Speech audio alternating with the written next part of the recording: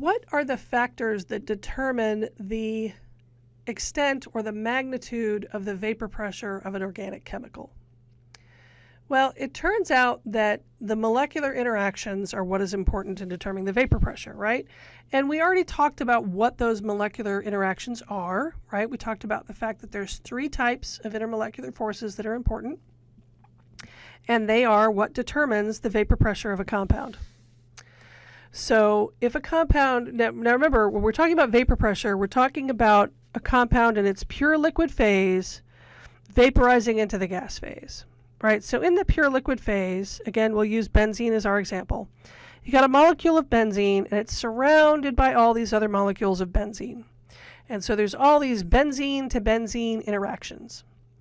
When you vaporize the benzene molecule and take it into the gas phase, in the gas phase, the benzene molecule is surrounded by a whole lot of nothing. I mean, nothing. Most of the gas phase is empty space. And so now that benzene molecule has essentially no interactions at all. So what determines the vapor pressure, since every chemical is going to have the same kind of interactions in the gas phase, i.e. no interactions at all. So what determines the vapor pressure of different chemicals is their interactions with each other, with other molecules of the same type when they're in the liquid phase. And if you have strong interactions between the chemical and other chemicals of similar types, right? If these are strong, then you're going to have a low vapor pressure because pulling one benzene molecule away from the other is going to take a lot of energy. If the interactions are weak, benzene, it could kind of take or leave another molecule of benzene. They're not like married or anything. Then the vapor pressure will be high because it doesn't take very much energy to pull one benzene molecule away from all of its other benzene friends. And the strength of these interactions is going to be determined by the 3 types of molecular forces that we've already talked about previously. The van der Waals forces, which are totally nonpolar and nonspecific, the polar forces, and the hydrogen bonding. Van der Waals forces, as we've said, they're totally nonspecific. All chemicals have van der Waals forces. They are a function of the number of electrons that the compound contains, which is kind of an odd concept because we normally don't count electrons, right? What we think of more is the molecular weight of a compound. But the molecular weight is essentially the same thing, or very, very close to being equal to the number of electrons. And so we can use molecular weight as a proxy here and say that bigger molecules with higher molecular weights have more van der Waals forces and therefore generally going to have lower vapor pressures. And these consist of things like London dispersive energies, which are fleeting areas of charge that develop just because electrons move around, and also sometimes induced dipoles. So these are when you have a chemical that is not polar by itself, but if you put it right next to another chemical that is polar, you can induce, it's like putting a magnet next to some iron filings, the magnet will induce a magnetic field or a charge in the chemical that it comes into contact with. So here's benzene, for example, right? We could also draw benzene with that circular ring in the middle, right? Instead of drawing the 3 individual double bonds. And the reason we can draw it with the circle here is because we know that these 6 electrons that are contained within these 3 bonds are rotating around. They're just kind of in this cloud here, right? They're not directly held between any 2 carbons. They're sloshing around. And so if you were to put a magnet right next to this that had, a permanent dipole, positive and negative charges, you could induce these electrons to move a little bit toward the positive pole. And that would cause the benzene to have a very, very slight dipole moment. Very small, but something. And so this happens anytime you have double bonds, definitely when you have aromatic systems, and happens big time when you got these big conjugated pi clouds that you get in the polycyclic aromatic hydrocarbons, the PAHs. So something like this compound, I think this is coronene. If you put a magnet up against here, electrons from this side of the molecule can slosh all the way over here and back again, and so you can get an induced dipole of electrons moving around on the molecule. The polar interactions, as we've discussed, have to do with dipole-dipole interactions. These are permanent areas of charge on 2 molecules.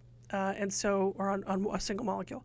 So anytime you have two different types of atoms bonded to each other, say carbon bonded to sulfur, carbon bonded to oxygen, any of those, carbon bonded to nitrogen, those are all going to have a dipole moment because one of those elements is more electronegative than the other and is holding on to the electrons more strongly than the other. So the element that's holding on more strongly, that has a higher electronegativity, is going to have a partial negative charge, and the element that's bonded to it is going to have a partial positive charge because its electrons have largely been stolen.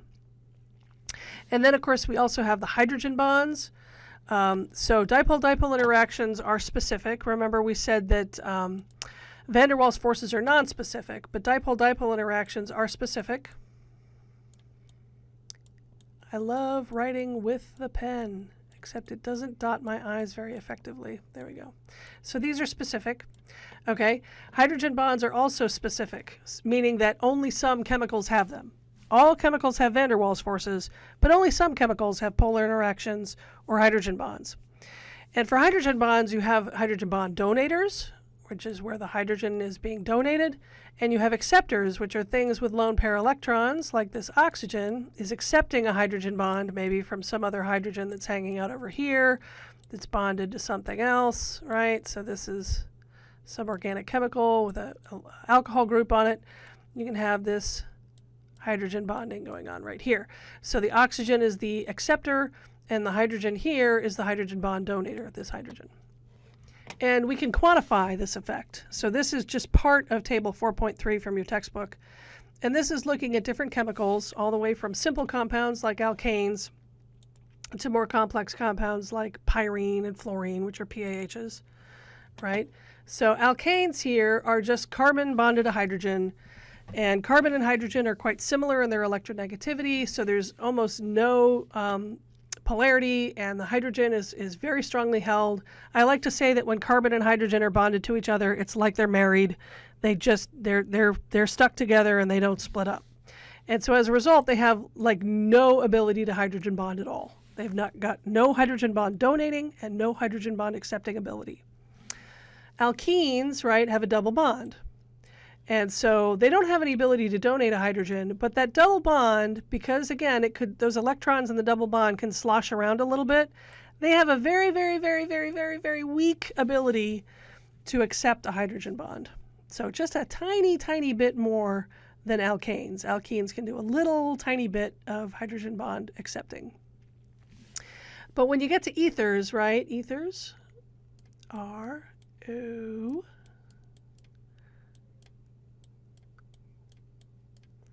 There's your ether, for those of you who don't remember your structures. Ethers, because they have these two lone pair electrons, they actually do a pretty good job of accepting hydrogen bonds.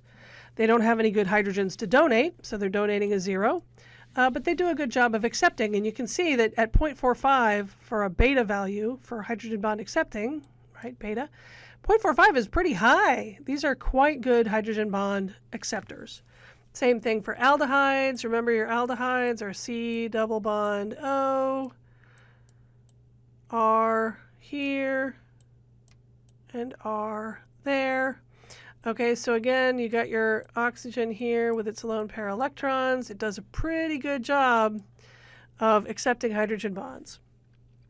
Alcohols are OH, big H. ROH, these, again, we got lone pair electrons here that are very good at accepting a hydrogen bond, but now you've also got this hydrogen here, which is quite good at donating a hydrogen bond. So aliphatic alcohols can both donate and accept. Carboxylic acids are very, very good at both. Again, we'll draw a carboxylic acid here with my lame pointer tool. Try not to draw the gigantic hydrogen this time. There we go. Okay, so both of these oxygens have their lone pair electrons and are very, very good at accepting a hydrogen bond. And then this hydrogen is not very strongly held onto by the molecule, so it's great at donating a hydrogen bond. Benzene, on the other hand, it can accept the hydrogen bond a little bit because it's got those electrons sloshing around in the center of the ring, but it can't donate at all because the hydrogens are bound to carbon and they're monogamous, they're not going anywhere. Phenol is a benzene ring with an alcohol group on it. It's a terrific hydrogen bond donator and acceptor because it's got the alcohol type moiety here that is both accepting and donating. These three guys are PAHs. Again, just like benzene, they have no ability to donate a hydrogen bond, but they're fairly good at accepting hydrogen bonds. They're not bad. Dichloromethane here is because it has